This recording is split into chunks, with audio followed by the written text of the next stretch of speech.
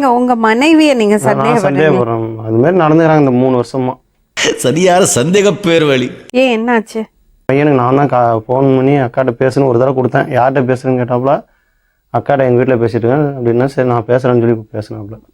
அவன் தான்டா இன்னைக்கு பெரிய வேலை பார்த்து விட்டு போயிட்டான். அது நாளடைவில் இவங்க பேசிக்கிட்டே இருந்தது எனக்கு தெரியல. ஒரு நாள் இந்த பையன் செல்லில் யதார்த்தமாக நான் செல்லை எடுத்து பாட்டுக்கிட்டு இருக்கான்னு பார்க்கும்போது எங்கள் வீடு அவங்க பேசியிருந்தா பதிவு பண்ணி வச்சிருந்தாப்புல. அடங்கொக்காலவனி. ஓ ரெக்கார்ட் பண்ணிருந்தேன். அந்த பையன் பண்ணியிருந்தாப்புல. எங்கள் வீட்டுக்காரங்க பேசுகிறாங்க, நான் திருவாரூரில் வந்து உனக்காக காத்திருந்தேன், நீ ஏன் வரல? என்னடி இது? எங்கள் ஜோடி போட்டு உட்காந்துட்டாங்க. கேட்டால் இந்த பையன் மடியில் தலையை வச்சுட்டு வந்ததை நான் பார்த்தேன். கேட்டால் கொலுசு லூஸ் ஆச்சு, நான் டைட்டு வச்சுட்டு வந்தேன் அப்படிங்கிற. வணக்கம் சார். ஹோல்ஸ் போட்டுருக்கிறேன். ஹோல்ஸ் போடுறியா? Same concept.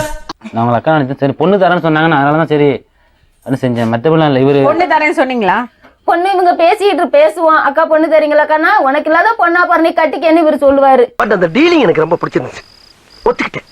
அவள் என் மவளை இவனுக்கு ஜாயின் பண்ணி விட்டா என்ன இவன் விட்டுருவானா இவரு ஃப்ரீ ஆயிடுவாராம். டேய் நீ நல்லா இருக்க மாட்டடா, நல்லாவே இருக்க மாட்டடா. இந்த பையன்கிட்ட சாமான எல்லாம் வாங்கி கொடுக்க சொல்லியிருக்கீங்க, கனெக்ஷன் பண்ணி விட சொல்லியிருக்கீங்க. ஆமா தப்பையும் பண்ணிட்டு நல்லவனாட்ட இங்க வந்து உட்கார்ந்து பேசுறீங்க. ஏண்டா டேய் எனக்குன்னே வருவீங்களாடா? ஏன்ட்ட சரசம் பண்றக்கே வாட்டாப்பே உங்களை பெற்று விடுறாங்களா?